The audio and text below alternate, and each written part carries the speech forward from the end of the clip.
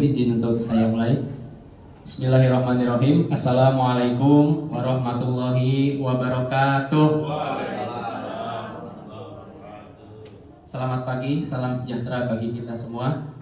Pertama-tama marilah sama-sama kita panjatkan puja-puji serta syukur kehadirat Allah Tuhan Yang Maha Esa, karena berkat limpahan rahmat-Nya lah kita semua pada hari ini dapat berkumpul untuk menjalankan aktivitas kita sehari-hari, menjalankan kegiatan belajar mengajar.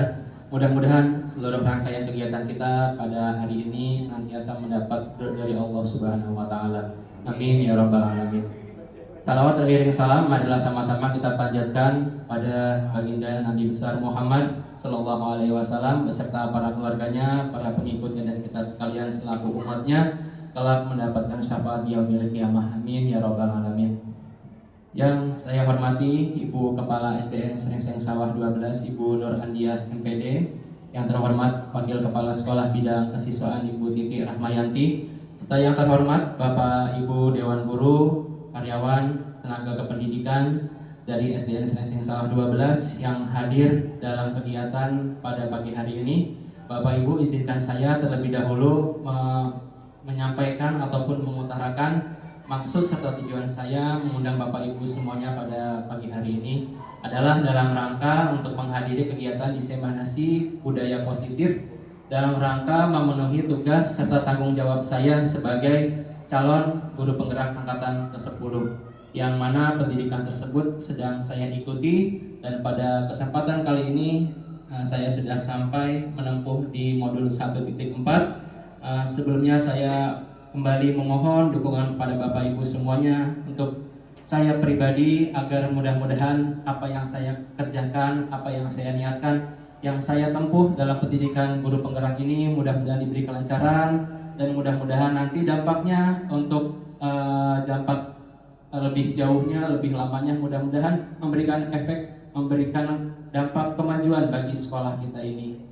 Amin ya rabbal alamin. Untuk mempersingkat waktu, izinkan saya juga untuk membacakan susunan acara pada pagi hari ini. Yang pertama adalah pembukaan, untuk yang kedua adalah sambutan dari kepala sekolah, kemudian dilanjutkan adalah sesi paparan diseminasi dari saya, dan di akhir adalah sesi tanya jawab ataupun diskusi, kemudian acara akan ditutup.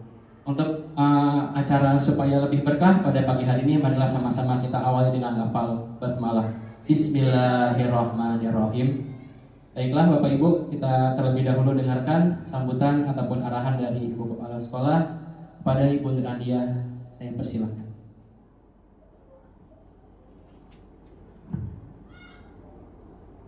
Assalamualaikum warahmatullahi wabarakatuh.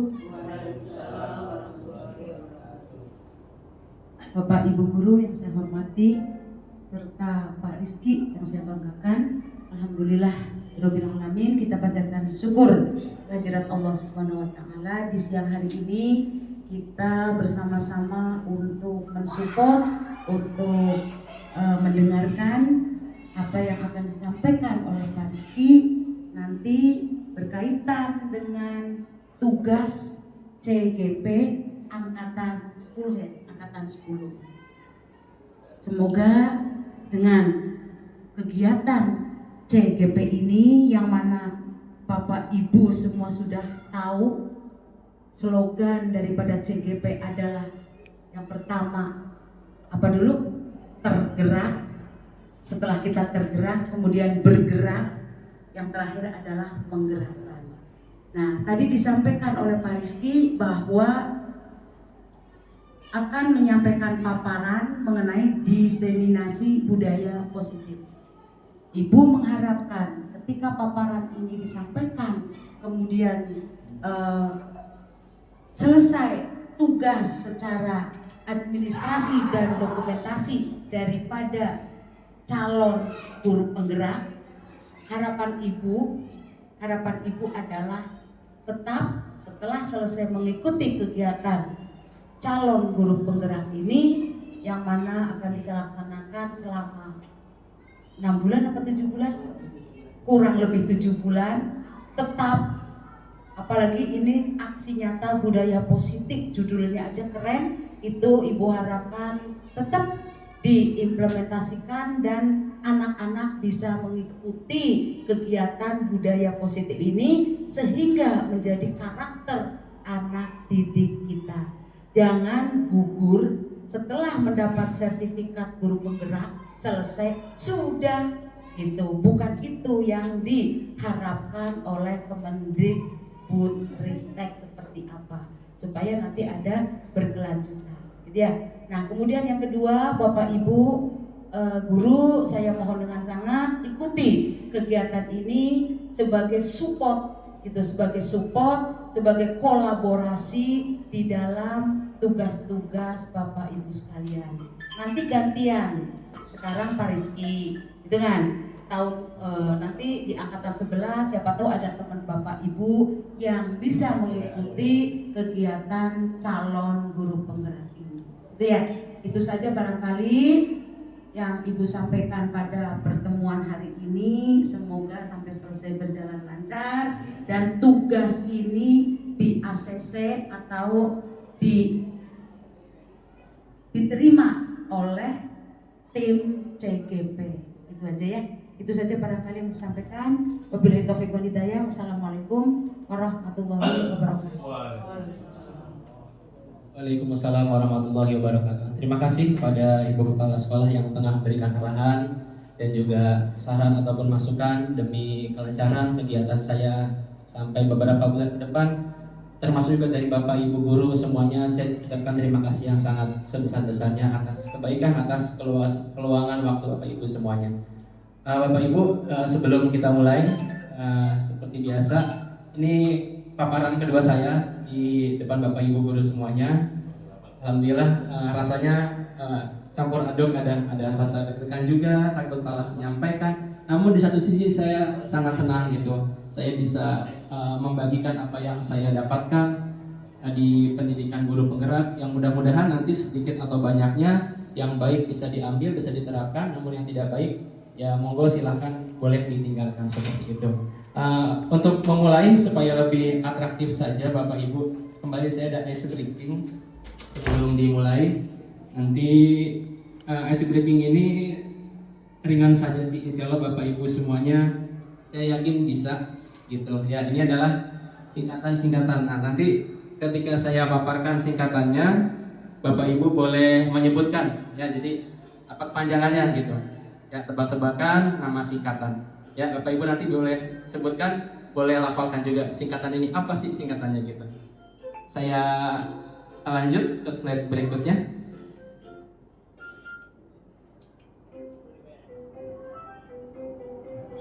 Ya, apa Bapak Ibu? Sedang ramai ini, sedang viral tapera. Kira-kira apa singkatannya? Perumahan rakyat. Bapak Ibu tahu semua pasti ya, tabungan perumahan rakyat. Ini sedang ramai Bapak Ibu ya belakangan ini, bahwa kita mau dipotong 3% katanya. Mudah-mudahan sih enggak gitu. Oh sudah ya Bu ya, malah. Oh iya, Masya Allah. Tadinya 0, sekian, cuman 3% sekarang. Wah lumayan juga berasa. Mudah-mudahan efeknya buat kita juga gitu. Lanjut. BPSDM, Badan Pengembangan sumber daya manusia. Badan Pengembangan Sumber Daya Manusia. Mantap. Lanjut. Yang ketiga, Basnas, Badan Amil Zakat Nasional. Mantap. Betul lagi ya. Lanjut. BPKH. Apa Bapak Ibu? Apa itu ya? Badan Itu di atas ada lambang seperti Ka'bah. Hubungannya sama haji. Kaknya apa berarti? Iya, badan. Kayaknya penyelenggara atau pengelola, saya rasa, saya lupa juga. Kaknya nih berarti keuangan. Iya, pengelola. Nanti enggak kok mau tahu. Iya, betul. Itu lambang Ka'bah di atasnya soalnya. Ya, lanjut. Dikit lagi nih. Nah, ini yang masih kuliah ini sebenarnya anak-anak yang masih bidik misi. Panjang nih kayaknya, Bu. Agak panjang. Saya aja lupa sejujurnya. Jawab sama-sama aja deh kalau gitu. Beasiswa pendidikan bagi mahasiswa miskin berprestasi. Iya. Yang masih kuliah mungkin Ibu Bapak tahu anaknya yang masih kuliah ada program ini dari pemerintah. Lanjut. BPMP. Dulu LPMP, BPMP ini. Untuk pendidikan. Tapi B-nya kayaknya balai Bapak Ibu sekalian. Penjamin mutu pendidikan ya. Lanjut.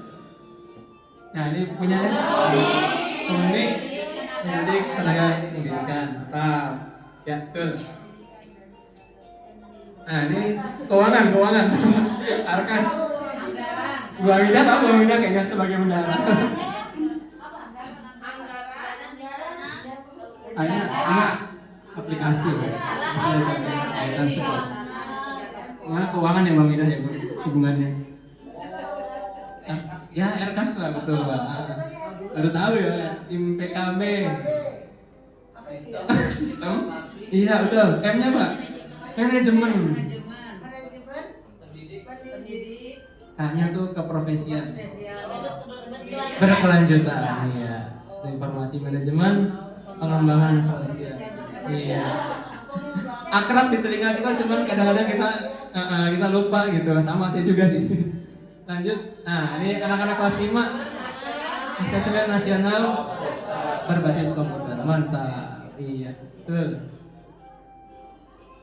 Ini PIP. Biasanya orang tua cepet kalau ini nih. Cepet ya, getol gitu. Program Indonesia Pintar. Iya, mirip-mirip kayak KJP, betul. NRK. Bu Apong yang baru punya sertif.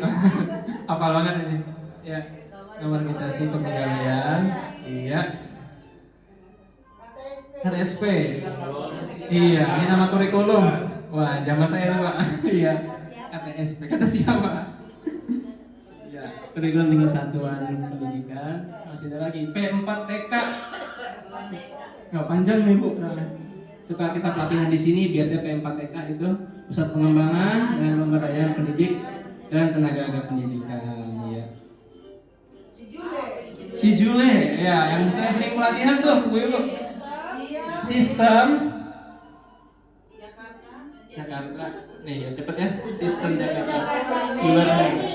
Learning. Betul. Ya, tepuk tangan buat Ibu semuanya. Ya, mantap. Jadi sebetulnya singkatan tersebut akrab di telinga kita gitu, cuman kadang-kadang kita lupa atau malah nggak tahu gitu. Jadi ya sedikit aja untuk merefresh ataupun ya supaya cairlah suasana gitu Bapak Ibu semuanya, supaya nggak serius-serius banget ya. Yang penting serius tapi santai, seriusan aja. Ya Bapak Ibu semuanya, izinkan saya pada kesempatan kali ini membawakan diseminasi. Tadinya bingung untuk saya Bapak Ibu, diseminasi atau diseminasi ya, tapi yang betul ternyata adalah diseminasi. Di mana diseminasi itu berarti adalah, kalau kita artikan dalam bahasa adalah penyebaran atau menyebarkan. Jadi kalau misalkan dalam hal kayak begini berarti yang disebarkan adalah informasi ataupun hal-hal yang sudah saya dapatkan di pelatihan atau pendidikan guru penggerak ini. Nah, yang akan saya diseminasikan pada hari ini adalah mengenai budaya positif. Nah, kalau waktu pas paparan saya yang lalu itu yang saya sampaikan adalah visi dan misi, dan kali ini adalah budaya positif. Apa itu budaya positif? Bagaimana penerapannya di lingkungan sekolah? Nah, itu nanti yang akan kita bahas. Ini biodata saya, ada pengajar saya dan juga fasilitator saya. Kalau fasil itu di sekolah kita seperti Budiah, seperti itu. Tapi kalau fasil saya ini bukan orang Jakarta tapi dari Jawa Timur Bapak Ibu. Jadi diacak itunya penempatan fasil dan CGP-nya. Nah, ini Bapak Ibu ada kurang lebih 6 poin, makanya saya mohon waktunya agak panjang, paling sebentar tuh 60 menit di tugas juga. Jadi yang akan kita bahas ataupun saya paparkan yang pertama adalah mengenai disiplin positif dan juga nilai-nilai kebajikan universal. Yang kedua adalah teori motivasi, hukuman dan juga penghargaan. Yang ketiga adalah keyakinan kelas. Yang keempat adalah kebutuhan dasar manusia. Yang kelima posisi kontrol, dan yang terakhir adalah segitiga restitusi. Mungkin dari Bapak Ibu semuanya ada yang masih sangat asing di telinga Bapak Ibu ataupun di penglihatan, jarang tahu, bahkan sama sekali belum pernah tahu. Nah, kita di sini akan sama-sama belajar. Mungkin saya di sini bukan paling tahu juga karena saya lebih dulu diberi kesempatan untuk belajar. Jadi sifatnya mohon izin saya di sini bukan menggurui Bapak Ibu, bukan sok ngajarin, tapi sama-sama kita belajar. Di sini saya juga belajar, Bapak Ibu pun sama. Karena kita sebagai guru adalah belajar sepanjang hayat. Perkembangan teknologi, perkembangan zaman selalu dinamis, selalu berubah. Jadi sudah seyogyanya kita sebagai guru mengikuti perkembangan tersebut. Itu Bapak Ibu semuanya. Nah, ini tabel materi yang akan saya sampaikan. Mungkin kalau lihat tabelnya agak pusing, agak jelimet gitu. Jadi akan saya paparkan aja sedikit demi sedikit dengan bahasa yang singkat dan interaktif sehingga Bapak Ibu bisa memahami apa maksud dan tujuan dari diseminasi pada hari ini. Nah, Bapak Ibu, sebelum kita berlanjut ke materi yang pertama, nanti ada materi judulnya adalah disiplin positif. Sebelum saya berlanjut kepada materi, saya ada pertanyaan pemantik dulu Bapak Ibu.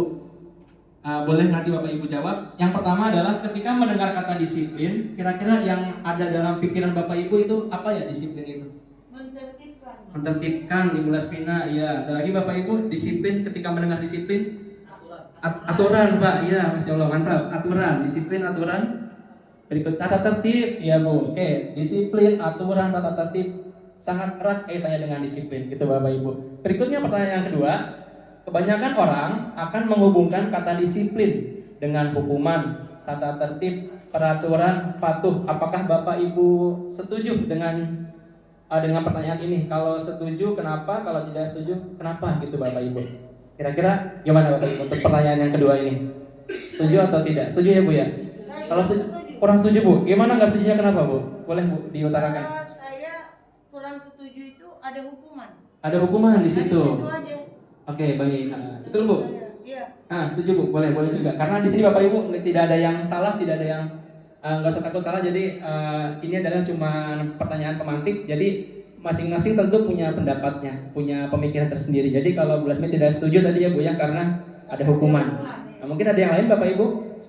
Setuju, malah Pak Fatur malah setuju ya. Silakan Pak, dengan alasannya bagaimana Pak? Kenapa Pak? Karena dari semua kriteria yang ada di sana, tujuannya satu untuk membuat suatu sistem berjalan dengan baik. Oh baik, iya. Jadi sehingga ketika ada suatu reward, ada suatu prestasi, maka akan diiringi dengan punishment. Oh iya, baik Pak Fatur. Ya, sah-sah aja Bapak Ibu. Jadi terima kasih Pak Fatur dan juga Bu Lasmina yang tengah mencurahkan pendapatnya. Saya pribadi pun sama, namanya pendapat pasti semuanya punya pikiran tersendiri, punya pemahaman tersendiri, dan itu sah-sah aja. Bahkan saya juga Bapak Ibu di CGP itu selalu ditekankan ketika lokakarya, ketika lagi kolaborasi, ditekankan sama fasil saya bahwa ketika belajar kita tidak ada yang salah, katanya begitu. Jadi ketika kita melakukan kekeliruan itu sebetulnya bukan kesalahan, tapi bagian dari proses belajar katanya. Jadi ya udah, setelah saya tahu itu sih saya agak terapkan juga ke anak-anak, bahwa anak-anak itu ketika kita ngajar kita nggak bisa mengklaim dia salah, tidak bisa mengklaim dia wah anak bodoh, tidak bisa. Jadi ya seperti itu juga ketika berpendapat, sah-sah saja, tidak ada yang salah, tidak ada yang benar, selama pendapatnya disertai dengan alasan tertentu. Jadi tadi Bu Lasmina, Pak Fatur itu menurut saya dua-duanya masih bisa dipertanggungjawabkan karena ada alasannya gitu. Nah, ini ada beberapa poin juga, Bapak Ibu coba jawab dengan setuju ataupun tidak setuju. Yang pertama, hukuman dapat mendisiplinkan anak. Setuju tidak Bapak Ibu? Hukuman dapat mendisiplinkan anak.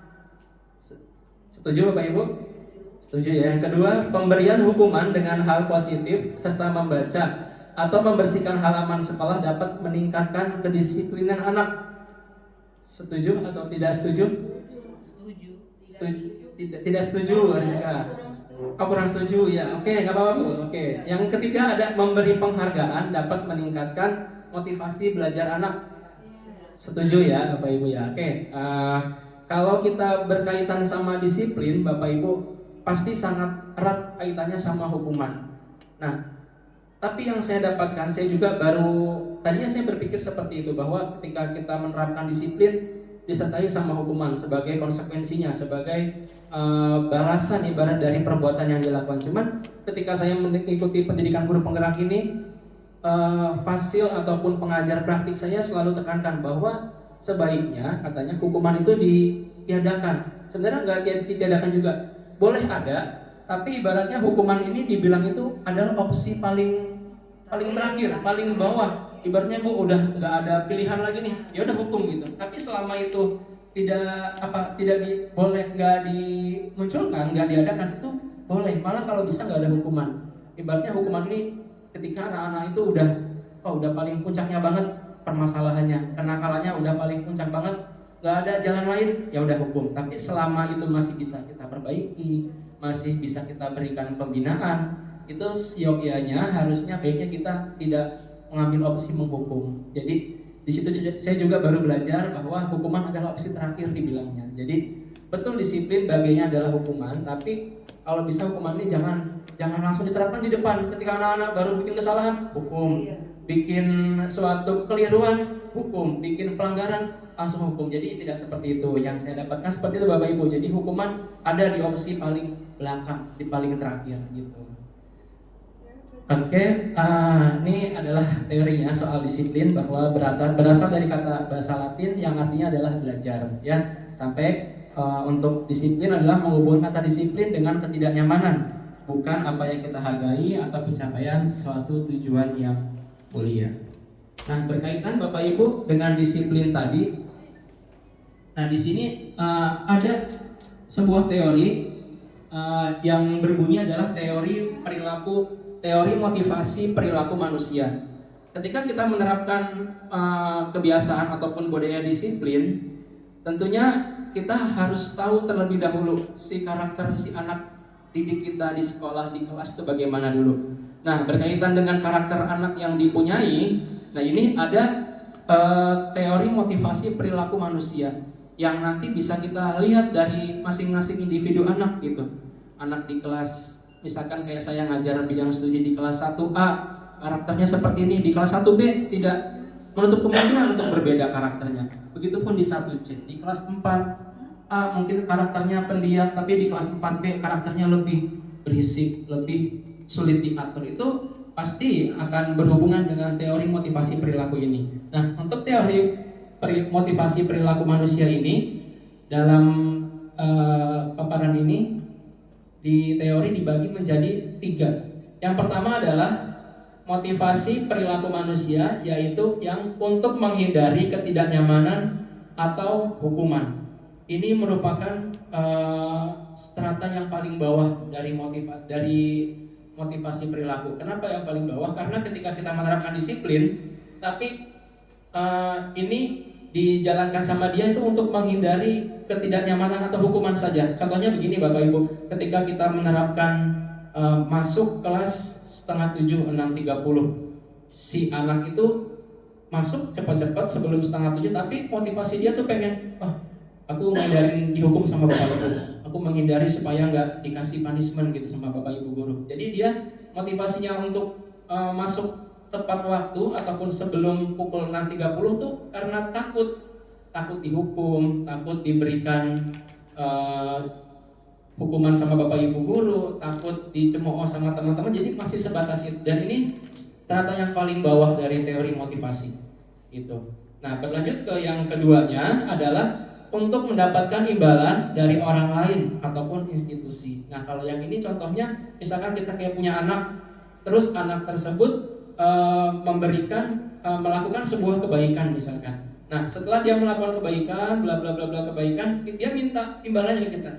Pak, apa imbalan aku gitu? Ketika aku melakukan sebuah kebaikan ataupun kegiatan yang positif, dia minta imbalan itu, baik berupa imbalannya seperti materi ataupun imbalan seperti nilai yang baik, dan imbalan-imbalan sebagainya itu adalah ada di strata yang kedua, karena dia masih meminta timbal baliknya dari institusi ataupun dari orang lain.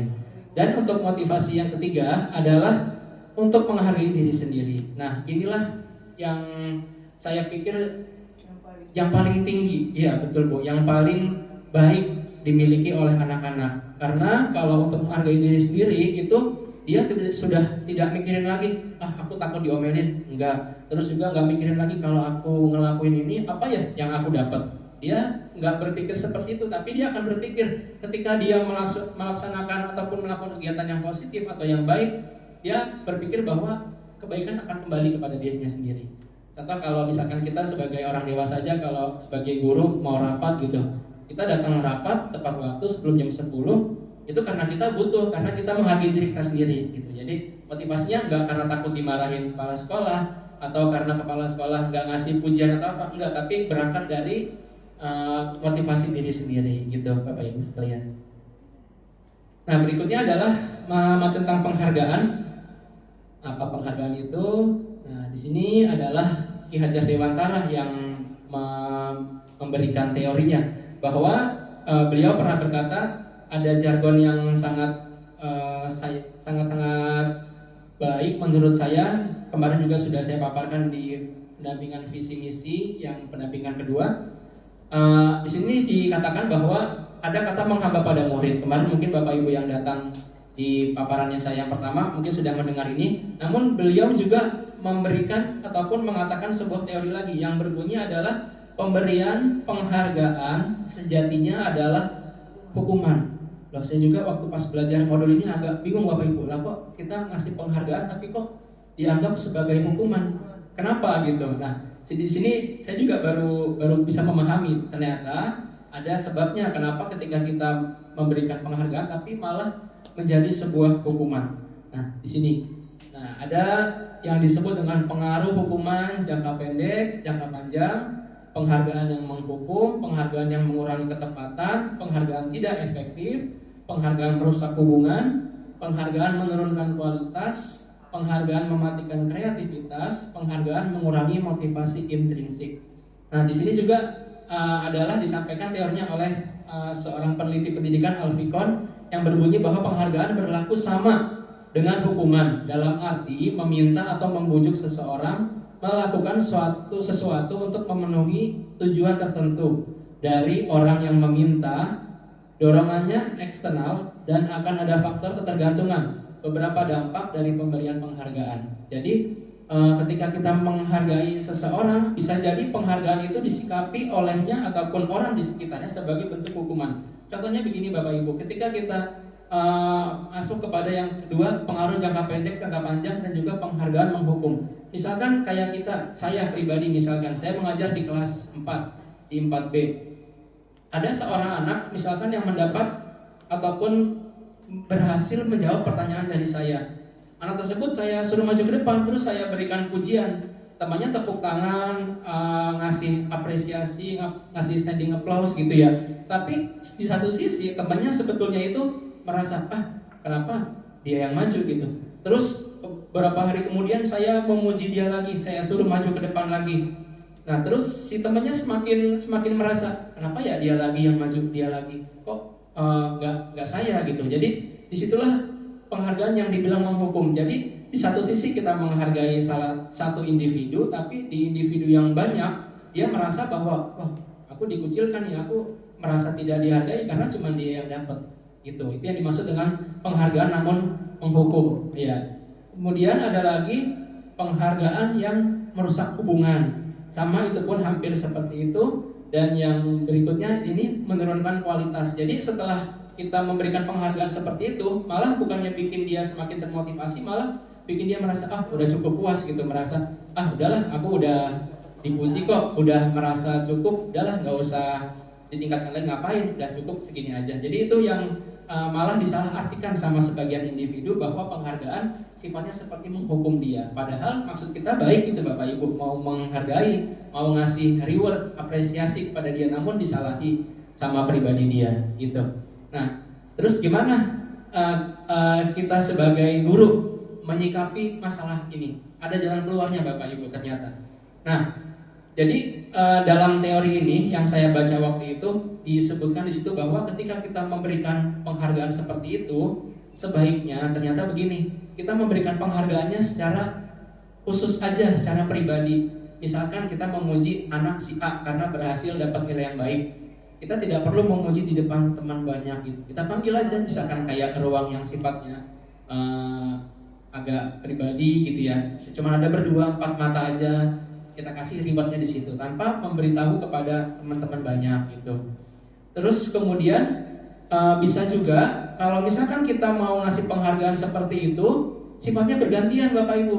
Misalkan si anak tersebut bisa jawab, besok kita kasih kesempatan yang lain, kita hargai juga dia. Misalkan maju ke depan, kita beri penghargaan, berikan aplaus nih, teman kita bisa dapat nilai bagus, tapi enggak dia lagi gitu gantian. Di bisa dengan orang yang kedua, si B, si C, dan seterusnya gitu. Jadi nggak dia terus yang kita beri apresiasi. Itu yang disebut dengan bergantian. Dan yang terakhir konsisten. Jadi yang terakhir juga bisa kalau kita mau menghargai semuanya aja sekalian. Misalkan ada saat kelas 4B ada 30 anak, 30-nya kita kasih penghargaan. Bisa kayak kita berikan makanan kecil, kita nggak ngasih ke satu doang, tapi ke 30 orang gitu, ke semuanya. Ya emang agak banyak, agak berat juga karena banyak teman. Ya itu nanti daripada dampaknya buruk gitu kepada si anak, mending kita begitu. Ada 3 pilihan tadi, ada yang secara pribadi ataupun secara khusus. Yang kedua tadi bisa secara bergantian. Dan yang ketiga adalah kalau mau sekalian ya rame-rame, banyakan gitu. Ya, jadi jangan keluar ya Bapak Ibu, bukan kita tidak boleh memberikan penghargaan, tapi kita harus lebih bisa menempatkan diri di mana penghargaan itu sebaiknya kita berikan. Seperti itu. Nah, ini berkaitan tadi dengan sebuah hukuman, konsekuensi ataupun hukuman. Nanti di sini ada pernyataan Bapak Ibu mengenai beberapa permasalahan. Tapi di salah satu dari pernyataan ini ada yang berbentuk hukuman, ada juga yang berbentuk konsekuensi gitu. Nah, untuk yang pertama Bapak Ibu kira-kira mencatat 100 kali di dalam buku kalimat saya tidak akan terlambat lagi karena terlambat ke sekolah. Kira-kira itu sebuah hukuman atau konsekuensi Bapak Ibu? Hukuman. Yang kedua, lari mengelilingi lapangan basket 2 kali karena terlambat hadir di sekolah. Hukuman. Murid diminta untuk push up 15 kali karena tidak menggunakan masker ke sekolah. Nah, Covid ini ya, menggantikan kertas tugas teman yang telah dicoret-coret. Konsekuensi, iya, membersihkan tumpahan air di meja tulis karena tersenggol pada saat belajar. Konsekuensi, murid disuruh untuk tidak mengenakan sepatu seharian di sekolah karena tidak mengenakan sepatu hitam. Konsekuensi atau hukuman? Coba kita lihat yang terakhir, lari mengelilingi lapangan basket 2 kali karena terlambat 10 menit untuk pelajaran PJOK.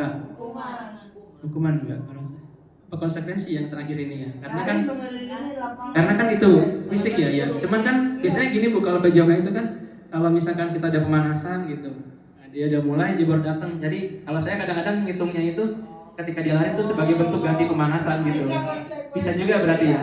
Iya, coba saya tuliskan di sini. Nah gitu Bu jawabannya. Hukuman konsekuensi. Bisa juga ya belas minat berarti ya sebagai konsekuensi karena pengganti dia belum pemanasan gitu. Bukan artinya kita ingin fisik karena kan itu lagi PJOK juga, lagi olahraga gitu. Ya, ini adalah hukuman dan konsekuensi. Bedanya Bapak Ibu, kalau hukuman adalah sesuatu yang menyakitkan sifatnya, namun kalau konsekuensi itu ya yang harus terjadi. Kemudian di bawahnya ada juga membenci kedisiplinan, anak menghargai, sampai yang paling bawah adalah hukuman itu membuat rasa si korbannya itu marah, terus merasa bersalah, merasa dipermalukan, merasa tidak dihargai. Namun kalau konsekuensi kehilangan hak, dibuat tidak nyaman, agak diasingkan untuk sementara aja. Nah, Bapak Ibu, ternyata yang saya pelajari di modul ini dari perbedaan hukuman sama konsekuensi, saya tadinya berpikir bahwa ketika kita tidak boleh menghukum, kita bolehnya konsekuensi aja gitu. Tapi ternyata ada sebuah teknik menyelesaikan masalah yang sebenarnya dia bukan hukuman, bukan juga konsekuensi. Nanti ada yang disebut dengan restitusi.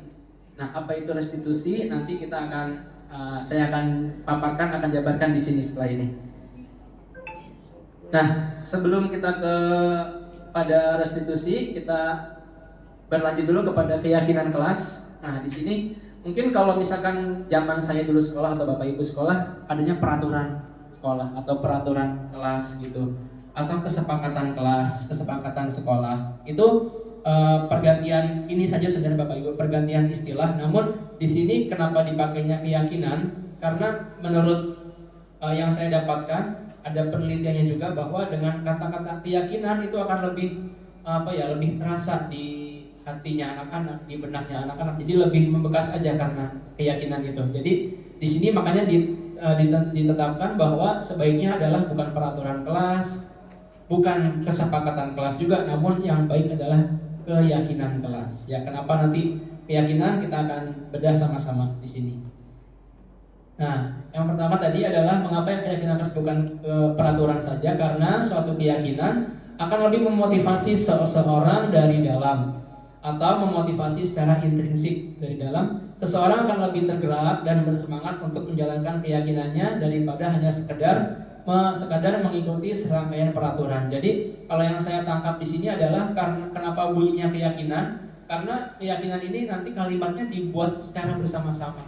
Jadi bukan semata-mata yang menentukan guru, anak-anak harus piket kelas, harus gak boleh ribut, terus habis itu gak boleh makan saat belajar, misalkan seperti itu. Tapi kalau keyakinan kita sama-sama bikinnya, anak-anak punya cita-cita, punya kemauan, guru pun sama, dan nanti kalimat ataupun pemikirannya anak-anak sama pemikiran guru disatukan jadi satu gitu Bapak Ibu. Kemudian dijadikanlah satu sampai beberapa poin keyakinan. Nah ini teori ataupun cara membuat keyakinan kelas. Ini cukup Bapak Ibu ini saja supaya tahu saja bahwa ada yang disebut dengan keyakinan kelas, tabel T dan juga Y. Ini adalah untuk merumuskan keyakinan kelas. Dan saya juga nanti sudah buktikan aksi nyata saya untuk keyakinan kelas. Nanti Bapak Ibu bisa sama-sama lihat proses pembuatannya bagaimana. Ini juga sama seperti yang tadi, masih teori tabel T dan juga Y. Nah, ini adalah langkah-langkah untuk membuat keyakinan kelas gitu Bapak Ibu. Nah, ini adalah video aksi nyata yang sudah saya buat. Bagaimana cara membuat keyakinan kelas. Kalau ini saya prakteknya ada di kelas 4B, kelasnya Pak Agus. Bapak Ibu, kelas 4A, kelasnya Pak Agus.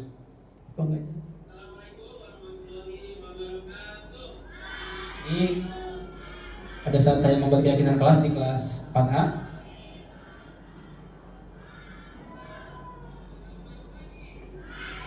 Saya agak cepatkan saja Bapak Ibu.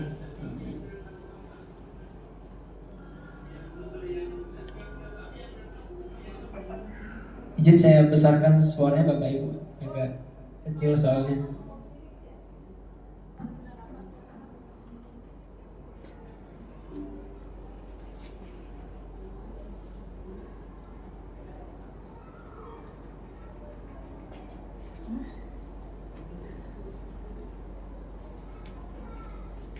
Assalamualaikum warahmatullahi wabarakatuh.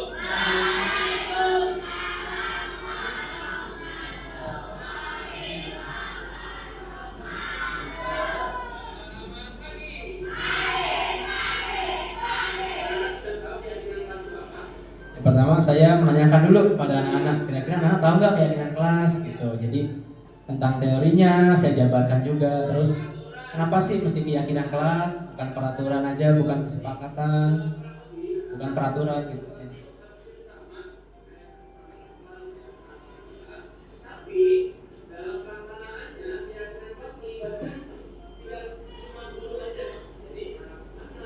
Ya, jadi saya melibatkan anak-anak juga Bapak Ibu ketika membuat keyakinan kelas ini seperti apa nantinya.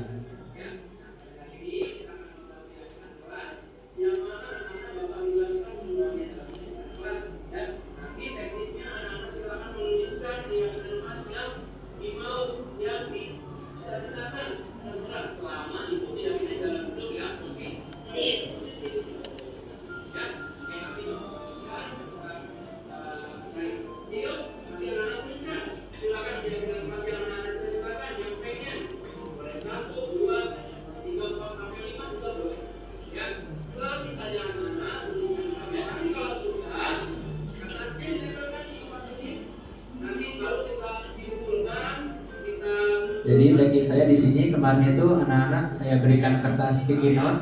Nanti anak-anak menuliskan Bapak Ibu apa yang dicita-citakan sama dia, yang pengen ada di kelas aturannya bagaimana sih. Nah seperti ini Bapak Ibu. Anak-anak nulisin semuanya. Pas A itu ada 30 anak gitu. Jadi ini saya kasih satu-satu kertasnya. Dia nulisin bebas mau apa aja gitu. Selama saya bilang yang penting positif nak gitu. Nah, anak buat, saya kasih waktu.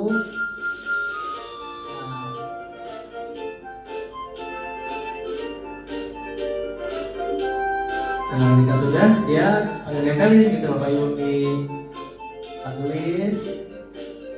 Ya, seperti itu.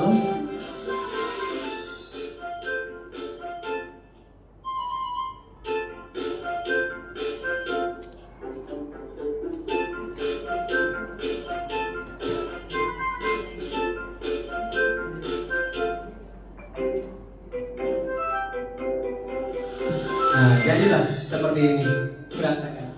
Nah, di sini kita akhirnya setelah anak-anak nempelkan gitu Bapak Ibu, isinya tuh variatif gitu Bapak Ibu. Ada yang datang tepat waktu, ada yang tidak boleh terlambat. Nah, disitulah peran kita sebagai guru itu menjadikan ataupun merumuskan satu kalimat yang setidaknya mirip gitu. Misalkan kayak datang terlambat, terus tidak boleh datang terlambat, disiplin waktu, itu kan jadi satu kalimat yang mirip. Nah, kita simpulkan gitu. Akhirnya jadilah satu buah poin gitu. Nah, di sini saya menyimpulkan dan menuliskan keyakinan di papan tulis. Jadi yang sebelah kiri itu kalimat yang tadi anak-anak tuliskan, terus yang kanan itu kesimpulan saya bersama dengan anak-anak itu. Disiplin satu.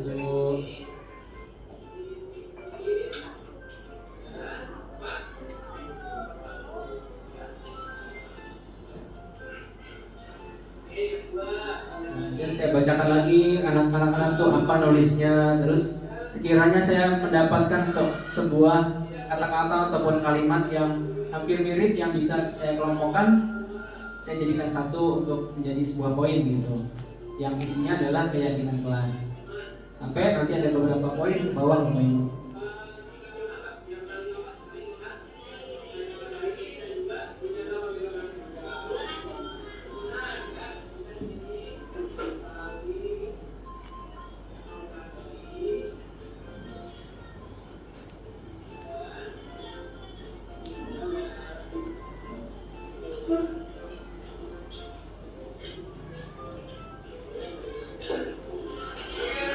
Nah, sampai akhirnya tertulis sampai sekitar 6 atau 7 itu Bapak Ibu. Ada 6 atau 7 keyakinan kelas.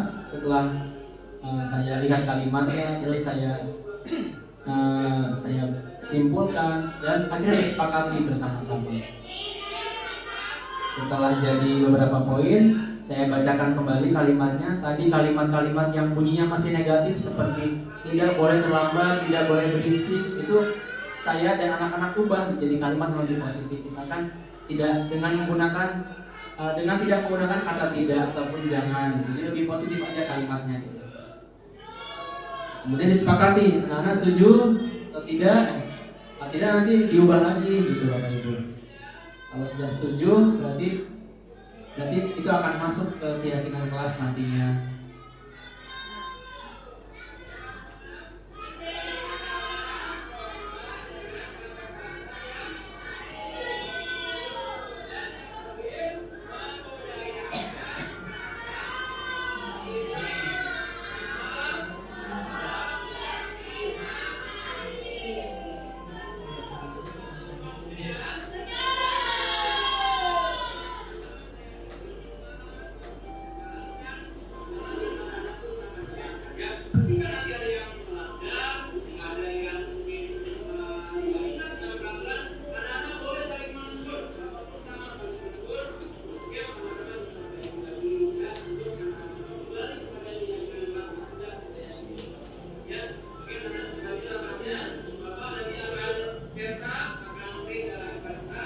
Keyakinan kelas ini nantinya akan saya cetak di print, ditempel terusnya. Jadi biar anak-anak bisa baca semuanya.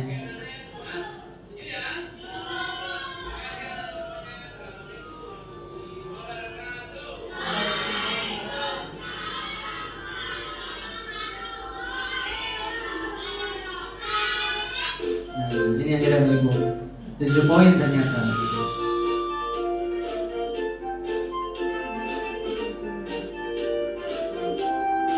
Itulah alur pembuatan keyakinan kelas yang sudah saya terapkan di kelas 4A gitu ya. Jadi Bapak Ibu untuk keyakinan kelas yang tadi kita jadi lebih melibatkan aja sih anak-anak. Bedanya mungkin dengan peraturan, kalau peraturan lebih kepada maunya guru aja.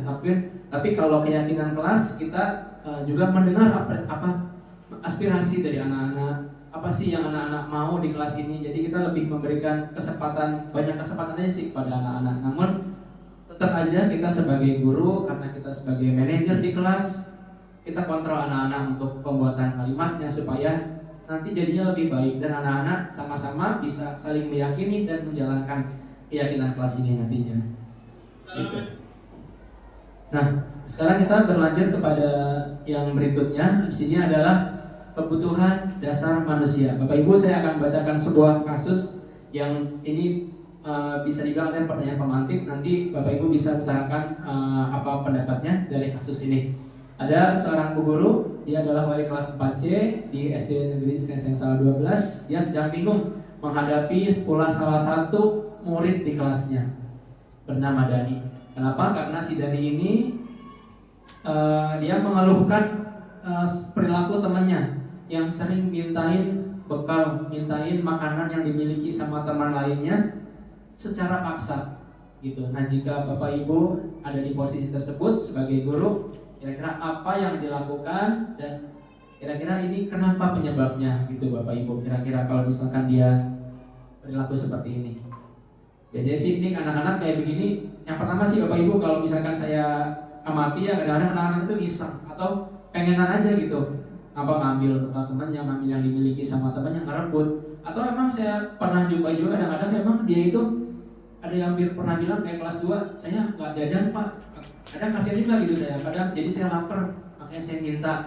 Itu sebenarnya banyak penyebabnya Bapak Ibu. Jadi ketika anak seperti ini, tidak semata-mata kita bisa nyalahin dia, Pak anak selamitan terus nggak tahu sopan santun. Sebenarnya nggak juga, mungkin tuh emang karena ajarannya dia. Terus di satu sisi emang dia secara kemampuan ekonominya dia nggak bawa uang atau malah nggak disediain bekal sama orang tua, jadi dia berperilaku seperti ini. Nah, dari kejadian ini Bapak Ibu ada yang disebut dengan kebutuhan dasar manusia. Nah, kebutuhan dasar manusia itu di dalam teori yang saya pelajari ini ada 5 Bapak Ibu.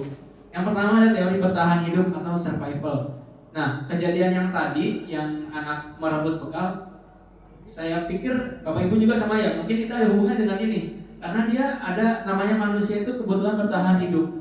Yang mana kebutuhan bertahan hidup itu adalah kebutuhan yang bersifat fisiologis. Untuk bertahan hidup, misalnya kesehatan, rumah, dan makanan. Kalau misalkan kita akrab biasa sih kita sebutnya sandang, pangan, papan gitu ya, makanan, terus pakaian, dan juga tempat tinggal. Ya, gimana cara mendapatkannya?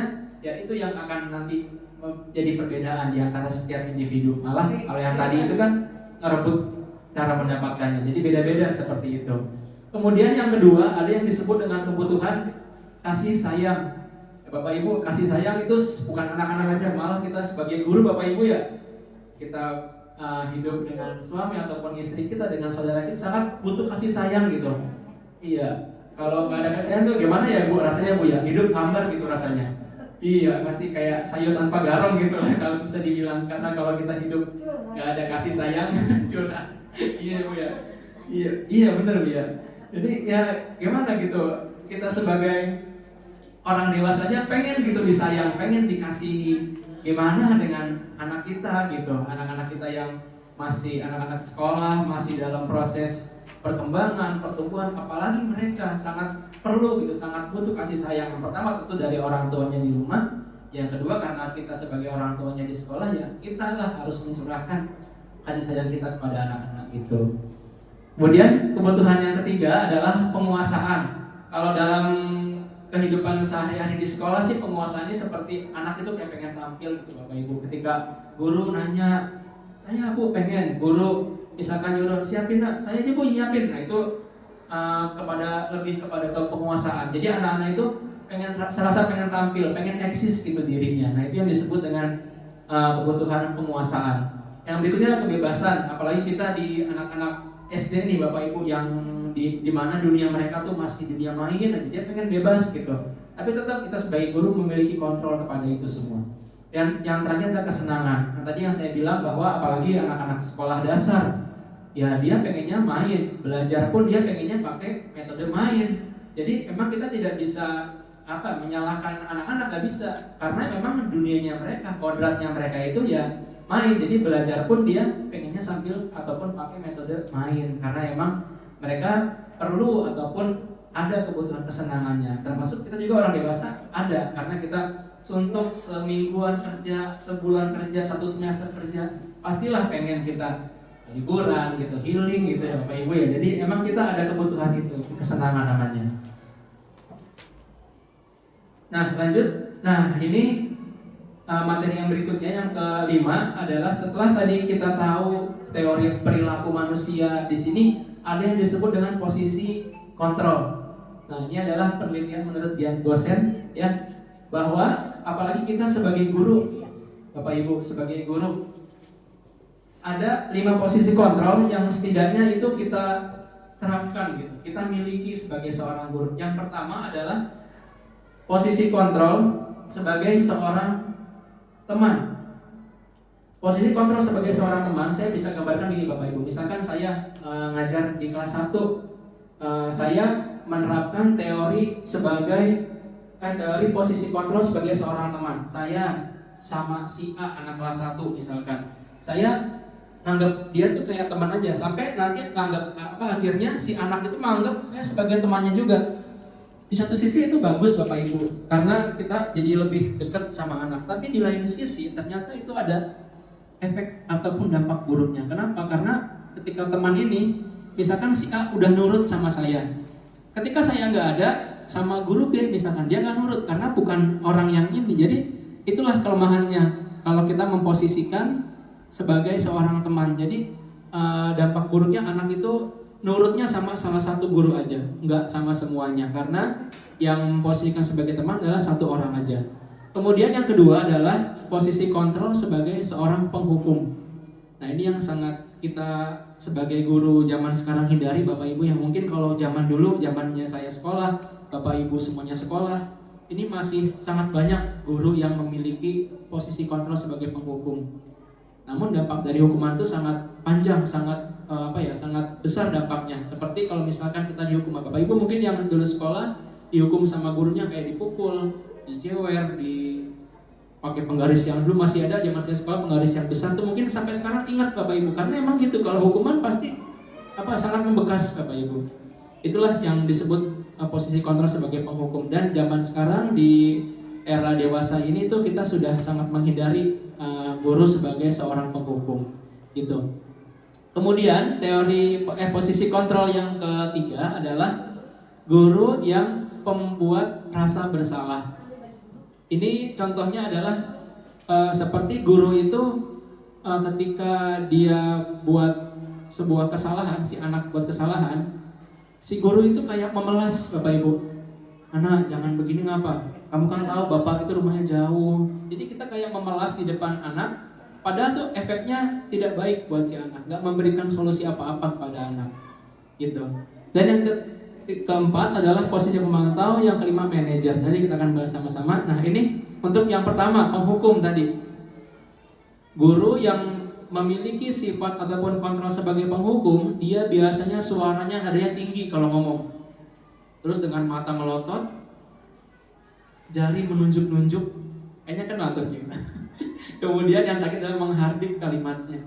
Ya, kalimatnya kata-kata yang sangat tidak pantas gitu. Terus disertai sama mimik wajah yang menyeramkan. Itu posisi kontrol sebagai penghukum biasanya seperti itu. Dan ini hasilnya adalah akan menghasilkan anak juga yang emosian, yang gampang marah, agresif.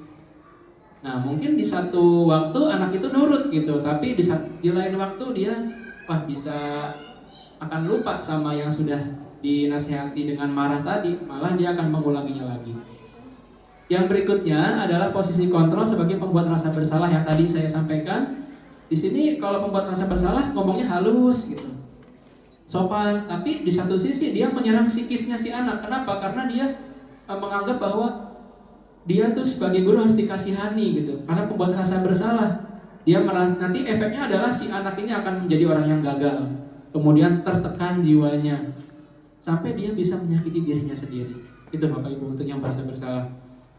Kemudian yang ketiga tadi yang teman ya, yang memposisikan dirinya sebagai seorang teman. Nah, ini sebenarnya baik Bapak Ibu, tapi ada dampaknya seperti yang di bawah itu. Ketika guru tersebut tidak ada yang dituruti sama si anak, ganti misalkan sama guru lain. Nah, dia nggak nurut, dia nurut cuma salah satu guru aja. Itu dampaknya adalah nanti ketika dia dapat guru yang lain, apalagi kita di SD kan wali kelas tiap tahun selalu berganti-ganti, selalu berbeda-beda. Guru mapel pun sama, ada yang tahunnya di kelas 1, tahun besok di kelas 6. Itu ketika kita nggak bersama si anak itu akan menyepelekan atau bahkan tidak mendengarkan guru itu. ngapain bukan guru yang nasihatin aku kok. Jadi gitu, efeknya adalah bisa membuat si anak ini tebang pilih sama guru. Jadi nasihatin juga pilih-pilih ya. Kemudian yang keempat adalah pemantau. Kalau pemantau ini lebih kepada gurunya itu memberikan rasa tidak nyaman aja kepada si anak, karena dia terus memonitor si anak, satu anak aja yang dia monitor terus. Dan ini Bapak Ibu adalah yang terakhir. Nah ini manajer ini adalah merupakan satu posisi kontrol yang sangat diidam-idamkan sebagai seorang guru. Saya sendiri pun saya akui saya sangat sangat belum ada di fase ini, karena saya masih terus belajar. Ya pengen lebih baik lagi, karena posisi kontrol sebagai manajer ini posisi yang paling nomor wahid lah, nomor satu gitu. Bahwa guru itu harus bisa memanage kelasnya, kemudian yang paling awal juga dia harus memanage emosinya, dirinya, supaya tadi gak jadi seorang guru yang tipenya penghukum, gak jadi guru yang tipenya menjadikan rasa bersalah, tidak juga sebagai pemantau, tapi manajer ini mencakup semuanya gitu Bapak Ibu. Nah posisi kontrol manajer di sini adalah dia lebih efeknya dia akan membuat anak itu lebih bertanggung jawab nantinya, karena selayaknya manajer aja Bapak Ibu, kalau di perusahaan besar manajer itu kan kontrolnya luas, terus dia punya wibawa, punya karisma yang tersendiri. Begitupun guru ya, kita di sini di abad ini tuh sangat dituntut jadi seorang guru yang memiliki peran kontrol sebagai seorang manajer gitu. Nah, yang terakhir Bapak Ibu ini adalah yang tadi sudah saya sampaikan. Selain ada hukuman, ada konsekuensi. Nah, di sini ternyata dari dua poin tadi, yang pertama hukuman, yang kedua konsekuensi, ternyata itu masih memiliki dampak yang ibaratnya masih kurang dalam bagi diri anak. Ternyata ada lagi satu alur yang juga saya baru ketahui, mungkin Bapak Ibu sekalian yang hadir juga baru dengar istilah ini. Kalau yang Bu Eti mungkin sudah ya Bu Eti ya, di angkatan 9 kemarin sudah belajar ini, dan ini pun saya baru tahu ternyata ada sebuah metode, ada sebuah cara yang disebut dengan segitiga restitusi. Ini adalah sebuah cara cara pengganti lah bisa dibilang dari hukuman ataupun konsekuensi. Inilah penyempurnanya, segitiga restitusi namanya. Nah, apa itu segitiga restitusi? Bagaimana alurnya, caranya? Nah, kita akan sama-sama bedah kali ini.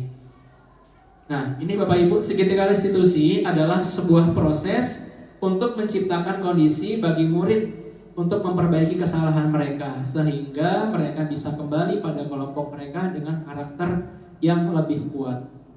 Nah, di sini maksudnya adalah lebih kepada kita sebagai seorang guru itu menyentuh hati dan pikirannya si anak. Jadi bukan pikirannya aja, tapi kita menyentuh hatinya. Untuk apa? Untuk dia bisa merefleksikan, kesalahan yang sudah dia perbuat, sampai nanti ketika dia kembali kepada kelasnya setelah kita berikan treatment segitiga restitusi ini, dia akan lebih baik lagi dan insya Allah tidak akan mengulangi lagi kesalahan ataupun pelanggaran yang sudah dia buat. Ini ciri-cirinya. Yang pertama adalah segitiga restitusi tidak seperti tadi, hukuman yang sifatnya menyakitkan, kemudian konsekuensi yang sifatnya adalah memaksa. Tapi kalau restitusi ini sikapnya adalah yang pertama, dia akan, si anak yang membuat kesalahan ini nantinya akan belajar dari kesalahan. Kemudian yang kedua akan memperbaiki hubungan, jadi antara si pembuat kesalahan dengan si korban, dua-duanya akan diberikan perbaikan hubungan. Kemudian yang ketiga sifatnya tawaran, bukan paksaan seperti tadi konsekuensi, memaksa sifatnya. Kemudian menuntun. Kemudian adalah karakternya lebih kepada fokusnya lebih kepada karakter, bukan kepada tindakan. Dan yang terakhir adalah mengembalikan murid yang berbuat salah kepada kelompoknya dengan karakternya yang lebih baik nantinya. Nah, tadi ini bedanya kurang lebih seperti ini Bapak Ibu. Bedanya adalah dari restitusi dan juga dengan hukuman maupun konsekuensi. Jadi tadi saya sampaikan bahwa hukuman itu menyakitkan, kalau konsekuensi agak memaksa. Tapi kalau restitusi dia sifatnya adalah menawarkan. Jadi lebih kepada refleksi, tentunya akan lebih mendalam nanti sifatnya kepada diri anak. Nah, kenapa tadi saya sampaikan disebut segitiga restitusi? Karena alurnya bentuknya segitiga Bapak Ibu. Jadi makanya disebut segitiga restitusi. Yang pertama di sini adalah alur segitiga restitusi adalah satu, menstabilkan identitas. Jadi kalau misalkan kita ada seorang anak gitu Bapak Ibu membuat pelanggaran ataupun kesalahan, kita langkah yang pertama adalah memanggil si anak itu di tempat yang tentunya bukan di depan anak-anak teman-temannya, bukan di keramaian. Kita panggil secara personal dia. Kemudian kita tanyakan, kita berikan pemahaman dulu kepada dia, bahwa kita sebagai manusia itu pernah salah. Saya pun, Pak Guru pun pernah salah. Jadi kamu nggak apa-apa salah, asal ada itikat untuk memperbaikinya. Kita kalimatnya seperti itu nanti bisa disesuaikan gitu Bapak Ibu. Nah, dibilangnya di sampingnya kamu bukan satu-satunya yang pernah melakukan ini. Jadi dia merasa bukan dia doang yang pernah salah. Bapak Ibu pun sebagai guru pernah salah gitu. Kemudian langkah yang kedua disebut adalah validasi tindakan yang salah. Jadi ketika anak membuat kesalahan, bukan kita semata-mata sebagai guru, kamu salah nih, kamu melanggar, kamu harus dihukum, nggak seperti itu. Tapi kita menanyakan, memvalidasi kepada dia tindakan yang salah.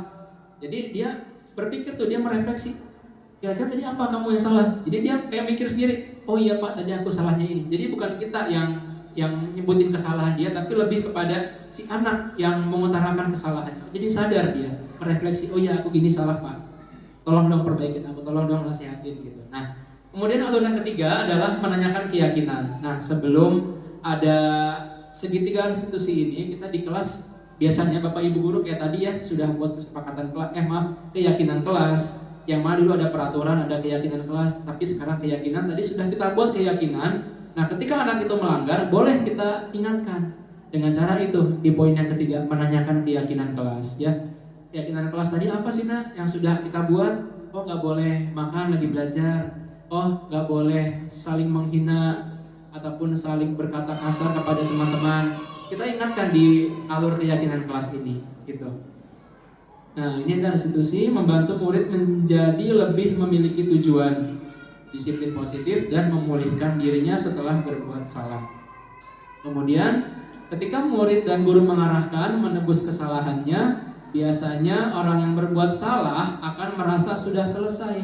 Jadi kalau misalkan anak itu buat salah, kalau kita menggunakan metode hukuman ataupun metode konsekuensi, anak itu merasa ketika bikin salah, dinasehatin, ya udah dampaknya pada saat itu aja. Tapi kalau restitusi diharapkan dampaknya itu besar Bapak Ibu, lebih kepada jangka panjang, bahkan akan mempengaruhi sikapnya dia ke depan nanti. Nah, ini lebih menguatkan restitusi itu. Nah, ini Bapak Ibu ada sebuah video restitusi yang sudah saya buat. Mungkin video yang saya buat ini masih jauh dari kesan bagus, dari kesan yang sangat menggambarkan, tapi setidaknya ini menggambarkan alur segitiga restitusi yang tadi saya bahas itu. Nah, saya izin cepatin aja Bapak Ibu karena agak panjang videonya.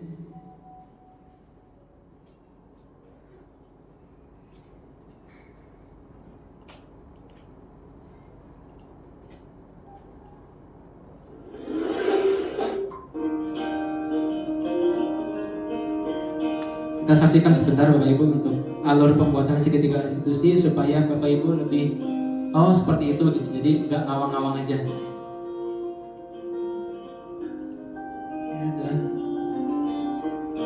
Yang tadi alur segitiganya.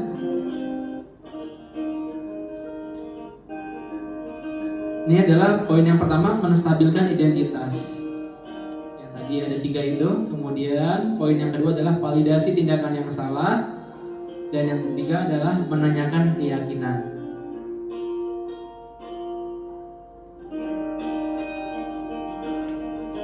Nah, ini ada sebuah kasus. Yang pertama yang saya selesaikan dengan anak-anak menggunakan segitiga restitusi. Seorang anak kelas 2, ya Yudis, Bapak Ibu sudah kenal ya Yudis ya. Ya, anak yang sangat aktif gitu ya. Namun kadang menyebalkan juga dia Bapak Ibu. Dia membuat sebuah masalah pada saat itu. Terlihat dia sedang makan pada saat jam pelajaran PJOK. Ini sekali 2 kali Bapak Ibu saya merhatikan dia kayak gini, kadang diem-diem makan, ambil dari kolong, nyimpennya pintar dialihkan sama buku kadang-kadang. Dan setelah saya ikut CGP ini, saya dapat gitu sebuah metode ini, jadi saya terapkan aja gitu ke dia. Oh iya, berarti bisa diterapkan nih ke Yudis nih, supaya dia nggak ngulangin lagi gitu setidaknya. Nah ini lanjutannya. Karena kita punya peraturan nggak boleh makan waktu belajar, apalagi lagi olahraga gitu Bapak Ibu. Nah ini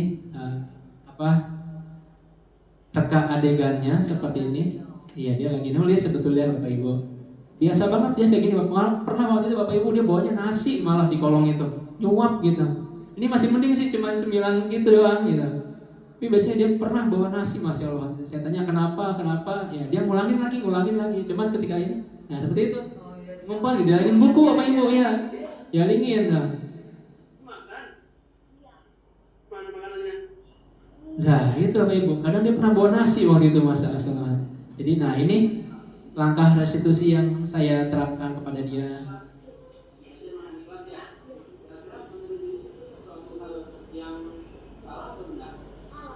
Nah, dia divalidasi kesalahannya.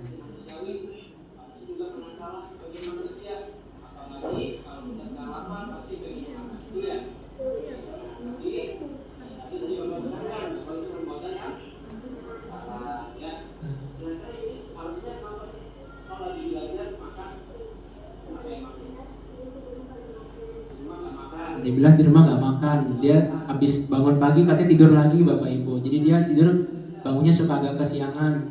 Jadi sekolahnya buru-buru walaupun masuk siang. Jadi kadang nggak makan di rumah.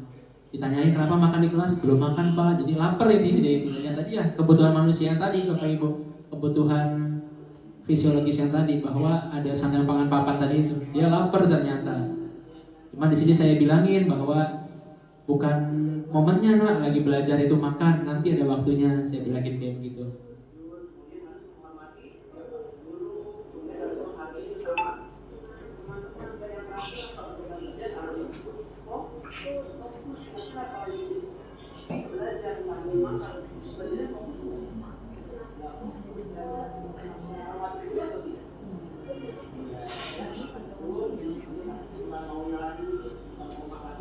Nah, saya tekankan di sini kita bukan marahin dia gitu Bapak Ibu, tapi kita memberikan solusi ataupun jalan keluar dari kesalahan dia. Jadi kita tidak menghukum di sini gitu.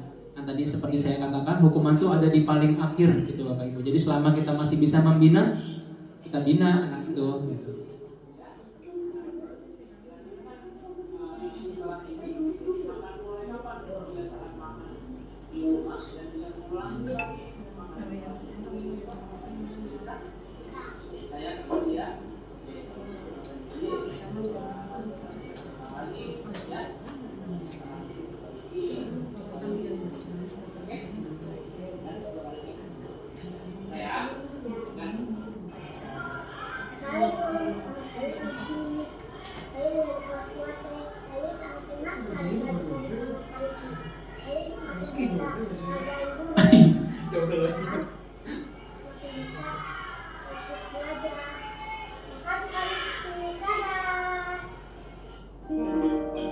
Lagi terakhir Bapak Ibu, ini kasus yang kedua. Nah kali ini kasusnya lagi di lapangan. Nah ini si Doni Bapak Ibu, kita tahu kan Doni itu ya bisa dibilang bagus lah, jago lah main bolanya gitu ya Bu ya. Terus tapi di satu sisi betul, di satu sisi temperamental anaknya, jago main bolanya, olahraga apapun jago dia mah Bu ya. Udah paling bagus lah prakteknya. Cuman faktanya dia temperamental betul, gampang marah, sumbu pendek gitu, bisa gampang emosian, disenggol dikit, temannya bikin kesalahan dikit, dimarahin, marah. Itu benar yang terjadi sama saya. Jadi ini ada kejadian waktu itu lagi olahraga, dia main bola, temannya salah, dimarahin, dikatain sering banget Bapak Ibu saya dengar kata-kata dari dia tuh kasar, kata-kata yang kotor itu udah akrab banget di telinga saya. Makanya saya ingetin, ulangin lagi. Makanya saya coba pakai metode ini, restitusi ya sedikit demi sedikit sih dia berkurang gitu, emosinya agak turun gitu, walaupun nggak 100% gitu Bu, masih ada, cuman ya kita hargain sedikit perubahannya, sabarin proses mungkin ya Bu ya. Sabar betul.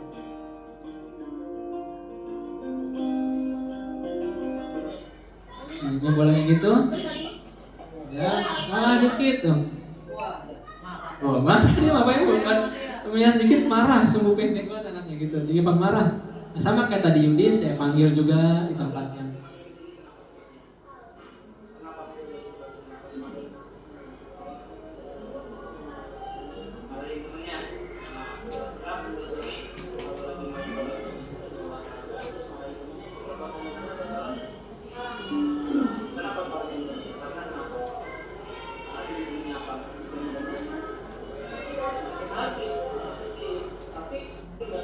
Jadi dia mengakui bahwa dia menyakiti temannya dengan dia berperilaku begitu gitu.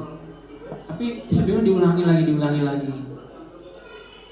Kalau bisa karena dia suka. Iya betul Bu ya. Proses ini Bu ya, lama-lama insya Allah berubah si anak ini gitu. Betul Bu.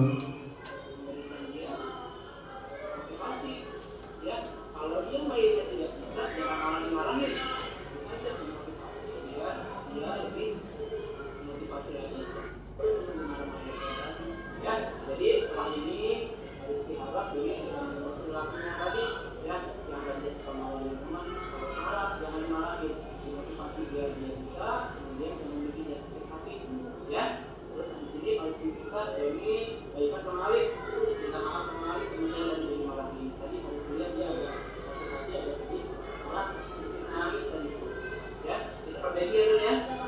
Mulai minggu depan pas olahraga bisa perbaiki sikapnya. Kalau bisa ya, jadi harus apa nama kita maaf pada kondisi juga harus minta maaf karena itu tentunya membuat kondisi juga sangat kecewa sama diri sudah bagus dan godanya tapi malah ya. Oke, bagi baik lagi ya. Ya, cukup kalau gitu. Assalamualaikum warahmatullahi wabarakatuh.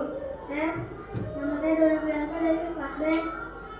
Saya sangat senang diajak bicara dengan Pak Guru karena perilaku saya yang tidak baik terhadap teman sendiri. Saya belajar dengan menahan emosi dan bersabar lagi. Terima kasih. Terima kasih. Memperbaiki diri sendiri. Iya betul ini.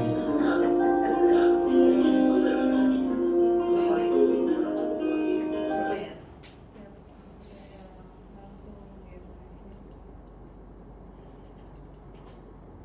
Iya, Bapak Ibu seperti itu yang saya sampaikan soal disiplin positif. Sebelum saya akhiri, saya coba buka sesi tanya jawab. Mungkin ada yang mau didiskusikan juga dari Bapak Ibu guru. Silahkan saya berikan kesempatan waktu, barangkali sekitar 10 ataupun 10 menit lah kurang lebih sebelum saya akhiri. Silahkan kepada Bapak Ibu guru yang mau memberikan saran ataupun masukan, saya persilahkan. Pak Fatur ya Pak, silakan Pak. Udah besar suaranya. Ya, Mohon izin silakan. Bapak Ibu Guru Silakan, dan Pak. mohon izin Rizky untuk bertanya. Alhamdulillah setelah mengikuti paparan dari Pak Rizky, saya secara pribadi mendapatkan pencerahan terkait dengan bagaimana dinamis anak yang dalam kondisi dinamis dan kita bisa memfasilitasi seluruh anak tersebut, baik itu anak itu mendapatkan prestasi ataupun mungkin yang dalam tanda kutip tidak menjalankan keyakinan kelas Iya. dan lain sebagainya. Nah, yang jadi pertanyaan saya mungkin ada dua terkait dengan segitiga yang tadi Pak Rizky katakan, segitiga restitusi. Iya benar. Asing ya Pak ya? Sama asing juga. bahasanya, tapi alhamdulillah bagus. Cuman ini nambah wawasan ya. Itu mungkin kalau menurut saya kan itu bagus untuk penanganan terkait anak ya, untuk menyadarkan pribadi secara naluri dalam diri anak. Nah, terkait dengan kalau seandainya kita mengajar di kelas bawah atau kelas 1 misalnya yang anaknya benar-benar dinamis gitu, benar-benar luar biasa, karena memang peralihan dari masa anak-anak TK mungkin ya atau PAUD ke kelas 1 yang biasa mereka bermain jadi mereka juga belajar. Nah, itu penanganannya, cara diskusinya, cara mengevaluasi mereka atau introspeksi mereka dari dalam diri itu bagaimana caranya yang tepat, karena terkadang ketika kita habis ngobrol habis itu dia lupa lagi dan seperti itu. Yang kedua, kaitannya pertanyaannya sama yang pertama mungkin. Nah, segitiga restitusi ini dilaksanakan ketika di dalam KBM kita atau di luar KBM, seperti itu. Terima kasih, mohon maaf. Assalamualaikum warahmatullahi wabarakatuh. Waalaikumsalam warahmatullahi wabarakatuh. Terima kasih Pak Fatur untuk pertanyaannya. Sebelum dijawab mungkin ditampung dulu ya Bapak Ibu. Ada yang kedua barangkali sebelum saya jawab. Ibu silakan Bu. Tes. Ya, terima kasih Ya, silakan Bu. atas waktu dan kesempatan yang diberikan kepada saya. Yang pertama, saya mau menanyakan ini Pak Rizky. Tadi kan Bapak bilang di sana kalau dulu diajarkan ke kita waktu pelatihan guru penggerak, pelatihan kurmer, kurikulum merdeka, di sana untuk disiplin positif itu kita membuat kesepakatan. Nah sekarang hal baru lagi nih yang dibuat Pak Rizky, yaitu keyakinan gitu. Nah ini mungkin juga menambah wawasan kita juga ya. Tapi apa sih sebenarnya perbedaannya gitu. Yang kedua, tadi kan ada kasus nih, ada kasus makan, kasus emosional. Seandainya dia berulang kali melakukan, ya kan? Karena Bapak tadi menerapkan sistem untuk menyelesaikan masalah segitiga restitusi. Apakah itu bisa dilakukan lagi untuk anak-anak yang berulang kali melakukan kesalahan di proses belajar mengajar? Hanya itu yang perlu saya sampaikan. Terima kasih, mohon pengarahannya. Baik, terima kasih pada Bu Lasmina, juga tadi ada Pak Fatur yang sudah memberikan bahan ya, pertanyaan untuk didiskusikan. Mungkin saya akan terlebih dahulu menanggapi dari pertanyaan ataupun masukan tadi dari Pak Fatur. Yang pertama adalah bagaimana jika alur segitiga restitusi tadi diterapkan di kelas kecil gitu ya Pak ya, di kelas 1 terutama di kelas rendah, metodenya seperti apa? Karena anak kelas 1 ini adalah anak-anak yang isinya anak peralihan dari PAUD, dari TK mau menuju ke jenjang sekolah dasar, tentunya akan lebih perlu perlu ini banget gitu, perlu ekstra penanganannya perlu ekstra banget gitu. Kalau dari yang saya pelajari Pak Fatur ya Pak ya, untuk kelas 1 ini sebetulnya kalau dari alurnya tidak ada perbedaan yang signifikan gitu Pak. Tapi mungkin di penyelesaiannya, di langkah-langkahnya aja yang perlu penanganan ekstra. Contoh tadi kan ada validasi tindakan, ada menstabilkan identitas. Yang pertama ada validasi tindakan yang salah, ada menanyakan keyakinan. Mungkin kalau kelas 1 kalau dari alurnya tidak ada perbedaan, tapi lebih ke pendekatannya aja Pak, yang mungkin kita harus lebih, namanya anak kelas 1 itu bisa dibilang kalau misalnya kita ngajar kelas kecil, katanya kita yang harus masuk ke dunianya gitu. Ya mungkin kalau dengan segitiga restitusi itu kita dengan kelas 1 bisa kita terapkan, bisa, tapi terlebih dahulu kita kayak menyesuaikan dengan kemampuannya si dia, berpikirnya dia bagaimana. Terus kayak tadi dengan kita masuk ke dunianya, kita pakai bahasa-bahasa yang sederhana, bahasa-bahasa yang mudah dia mengerti, sampai nanti akhirnya dia bisa merefleksikan sendiri gitu Pak. Mungkin dengan bahasa yang sederhana, simple gitu Pak, dengan tidak bahasa yang sangat ilmiah kayak tadi, kayak di kelas 4 itu dia udah paham bahasa-bahasa yang agak berat gitu Pak. Tapi kalau yang kelas 1 mungkin lebih ringan aja gitu Pak untuk penyampaian bahasanya. Itu Pak Fatur. Kalau untuk yang kedua tadi soal tempatnya ataupun waktu, momennya ya Pak ya, untuk diterapkan itu kapan? Kalau saya pribadi ataupun yang saya dapatkan di pelatihan itu, alangkah eloknya kalau segitiga restitusi itu diterapkan bukan di tempat ramai gitu Pak. Artinya di tempat ramai itu ketika lagi KBM, terus kita panggil dia, terus kita kita bina dia dengan menggunakan segitiga restitusi, itu bisa dibilang kayak kurang efektif gitu Pak. Kenapa? Karena masih ada temannya di situ. Dia merasa wah aku dikucilkan nih kayak gini. Teman-temannya tertuju semua mata ke dia gitu. Itu sebenarnya di satu sisi agak menghukum juga yang tadi sudah kita pelajari. Maka itu alangkah eloknya itu kalau saya bisa memberikan pendapat, kita panggil aja ke ruangan yang lebih private gitu, yang ada cuman kita sama si anak aja gitu. Ataupun kalau mau di kelas boleh, tapi momennya ketika istirahat gitu bisa. Misalkan anak-anak lagi pada ke kantin, lagi pada jajan, lagi pada makan, Nah si yang bermasalah ini si A kita panggil khusus aja gitu, boleh di kelas tapi ketika lagi kondisi tidak ada teman-temannya yang melihat. Itu sih Pak, kalau kata menurut ini saya, pandangan saya. Berarti di luar KBM ya. Di luar KBM berarti Pak Fatur ya, betul. Seperti itu Pak Fatur. Jadi di dalam KBM, eloknya tuh di luar, lebih waktunya lebih khusus, lebih intens aja ke anak gitu. Seperti itu ya Pak ya, mohon maaf dengan segala kekurangan dan kelebihannya. Untuk yang Bu Lasmina, yang tadi yang pertama adalah dulu pas kurikulum Merdeka ya Bu ya, benar saya juga ikut Bu. Kesepakatan kelas namanya, benar iya saya juga ikut Bu. Waktu itu ada pembinaan dari Bu Susi juga di Lenteng 09. Saya juga pas ikut CGP ini, lah oh ini baru berubah lagi ya Bu ya gitu. Tadinya peraturan kelas pas zaman saya sekolah, terus zaman kurikulum Merdeka kesepakatan kelas, sekarang kok malah keyakinan kok ada lagi gitu. Kalau dari pandangan saya aja nih Bu ya, ini saya sharing aja gitu ya. Kalau saya dari pribadi saya, yang saya dapatkan sih dari zaman saya dulu sekolah sampai jadi guru sekarang ini, itu sebenarnya tiga-tiga sama gitu Bu. Nah, sama-sama aja beda istilahnya Bu ya. Kayak kurikulum kita aja, kurikulum Merdeka, KTSP, kurikulum casingnya beda ya Bu, ganti. Cuman di dalamnya sama, nama doang sama.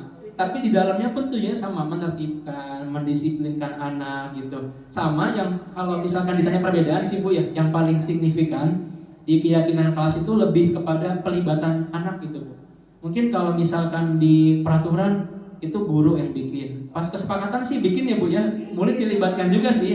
Cuman kalau keyakinan ini kayaknya lebih apa ya? Karena namanya aja keyakinan gitu ya, diyakinkan. Jadi kayak lebih dari hati lah gitu sifatnya. Jadi keyakinan ini yang menghasilkan sebuah poin-poin berupa keyakinan yang disepakati bersama-sama. Jadi kesepakatan kelas itu ada include di dalamnya gitu sih Bu. Kalau menurut pemahaman saya, lebih kesepakatan ini di keyakinan kelas ada sebetulnya, cuman masuk include dalamnya gitu. Bukan semata-mata diganti istilahnya aja sih, tapi tetap ada kesepakatan bunyinya yang melahirkan sebuah keyakinan gitu Bu. Jadinya kalau untuk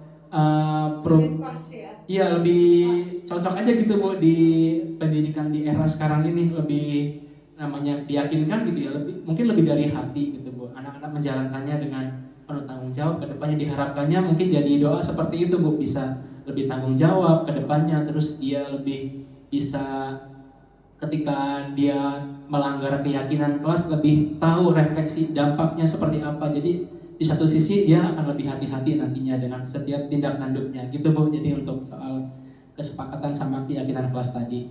Nah untuk yang kedua, segitiga itu saja Bu Lasmina ya. Jadi ketika anak itu melakukan kesalahan terus nggak taunya besoknya salah lagi, sama lagi kayak tadi misalkan si Yudis makan di kelas, habis dikasih treatment itu besoknya ulangin makan lagi. Si Doni udah kayak gitu sama temennya, besoknya olahraga masih gitu lagi gitu. Kalau dari saya pribadi, ketika kita menerapkan segitiga restitusi itu dengan baik Bu ya, dengan benar langkah-langkahnya dari mulai menstabilkan identitas, validasi tindakan yang salah, sampai dengan menanyakan keyakinan.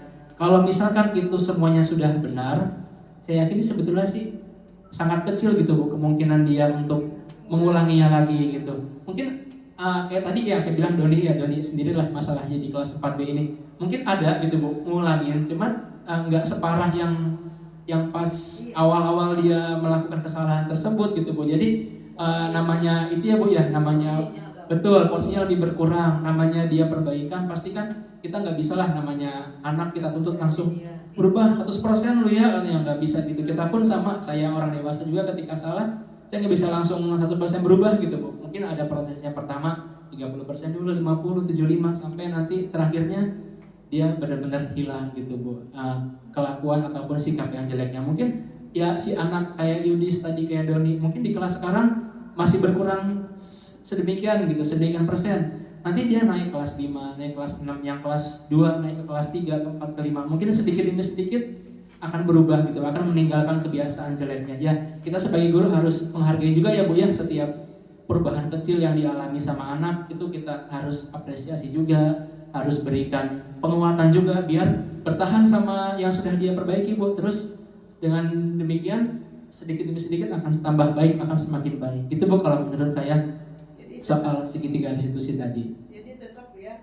Bu, kalau kita yang penting ditekankan itu kita harus melewati ataupun menerapkan segitiga restitusi itu alurnya dengan hati-hati, dengan baik gitu. Insya Allah kalau dengan baik sangat kecil kemungkinan untuk tersebut untuk mengulangi hal kesalahan yang dia akan perbuat.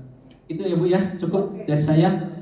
Mungkin kalau misalkan nanti ada yang kurang, sama-sama kita belajar lagi nanti setelah saya masih panjang nih Bu perjalanannya, masih nanti ada modul berapa, terus ada lokakarya keberapa. Mungkin nanti ketika saya dapat ilmu baru ataupun sesuatu hal yang akan saya dapatkan di modul berikutnya ataupun di lokakarya berikutnya, saya akan sampaikan nanti Bu, akan saling sharing gitulah. Mudah-mudahan nanti bisa kita sama-sama diskusikan gitu ya Bu ya. Beri juga dengan tadi Pak Fatur, terima kasih yang sudah memberikan saran atau bahan pertanyaan. Bapak Ibu, kira-kira cukup dari saya karena sudah hampir 10 menit tadi saya bilangnya untuk sesi diskusi 10 menit aja, jadi sudah terlewat sepertinya. Jadi maka dari itu saya cukupkan saja. Terakhir yang saya dapat sampaikan Bapak Ibu, ke-6 poin tadi yang kita bahas di diseminasi ini tadi, dari mulai posisi kontrol, terus disiplin positif sampai dengan segitiga restitusi, itu kalau menurut saya alangkah baiknya diterapkan bukan saja di keseharian sebagai guru, tapi sebagai orang tua di rumah juga.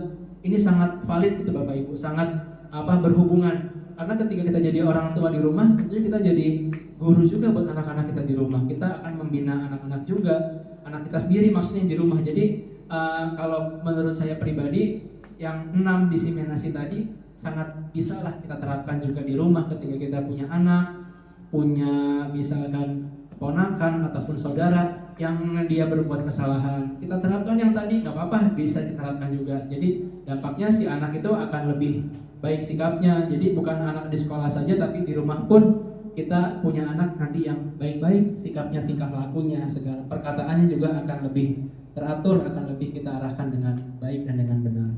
Bapak Ibu, kira-kira sekian yang dapat saya sampaikan. Sebelumnya saya ucapkan terima kasih yang sebesar-besarnya Bapak Ibu yang sudah meluangkan waktunya demi pemenuhan tugas dan tanggung jawab saya sebagai calon guru penggerak angkatan ke-10. Saya terakhir mohon maaf apabila ada keterbatasan ilmu, pengetahuan yang saya miliki. Tentunya kekurangan adalah menjadi bagian dari diri saya yang masih belajar ini. Namun setiap ada kelebihan ataupun sesuatu yang bisa bermanfaat, datangnya dari Allah Subhanahu wa Ta'ala. Demikian dapat saya sampaikan. Saya akhiri. Assalamualaikum warahmatullahi wabarakatuh. Terima kasih Bapak Ibu semuanya.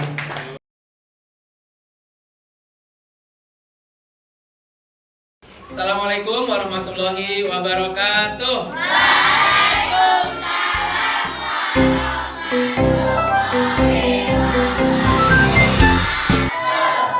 Selamat pagi. Anak sudah tahu keyakinan kelas itu apa? Ada yang belum, ada yang sudah. Yang sudah tahu keyakinan kelas itu seperti apa sih anak-anak? Seperti apa? Peraturan, bisa peraturan kelas, kesepakatan, betul. Jadi kurang lebih anak-anak keyakinan kelas itu hampir sama kayak kesepakatan kelas, kayak peraturan kelas.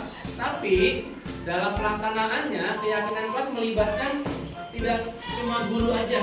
Jadi anak-anak sebagai murid juga dilibatkan dalam pembuatannya dan dalam kesepakatannya sampai nanti dalam menjalankannya. Ya. Nah, pada hari ini kita akan membuat keyakinan kelas yang mana anak-anak Bapak libatkan semuanya dalam keyakinan kelas. Ya. Nanti teknisnya anak-anak silakan menuliskan keyakinan kelas yang dimau, yang dicita-citakan, terserah selama itu keyakinannya dalam bentuk yang positif, tidak boleh negatif. Ya. Oke, nanti Bapak bagikan kertas secari kertas kecil, nanti anak-anak tuliskan. Silakan keyakinan kelas yang anak-anak cita-citakan, yang pengen. Boleh 1, 2, 3, 4 sampai 5 juga boleh. Ya, sebisanya anak-anak tuliskan saja. Nanti kalau sudah, kertasnya ditempelkan di papan tulis. Nanti baru kita simpulkan, kita munculkan keyakinan kelas bersama-sama, kita diskusikan juga. Ya, anak-anak sampai sini paham ya? Paham ya? Terima kasih waktu. Nanti yang sudah bisa tempelkan di papan tulis. Oke?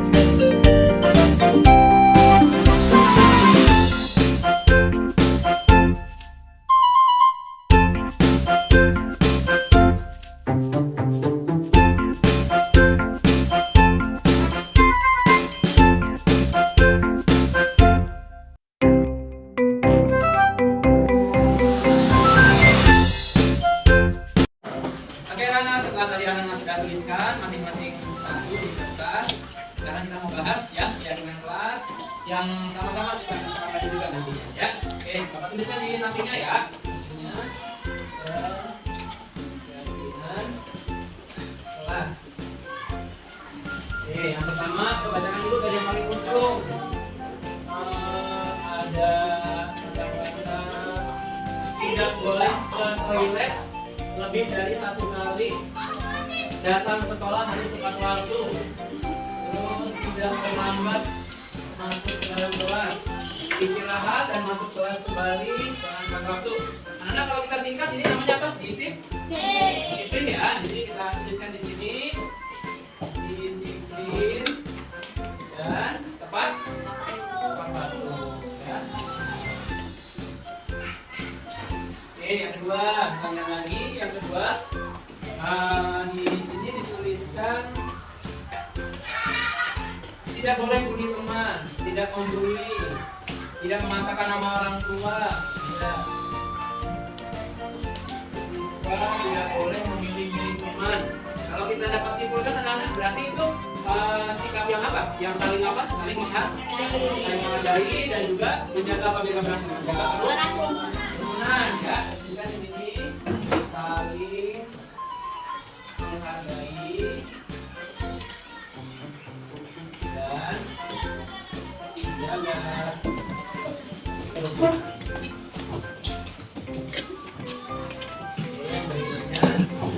Oke, anak-anak sudah Bapak tuliskan dan kita simpulkan sama-sama ya keyakinan kelas yang sudah anak-anak dituliskan. Bapak simpulkan bersama dengan anak-anak, berdiskusikan dan sudah tertulis 7 buah keyakinan kelas. Ya, sama-sama kita baca. Yang pertama, di apa keyakinan kelas kita? Disiplin. Sepakat ya? Ya, yakin ya untuk kita jalankan sama-sama. Kemudian yang kedua, saling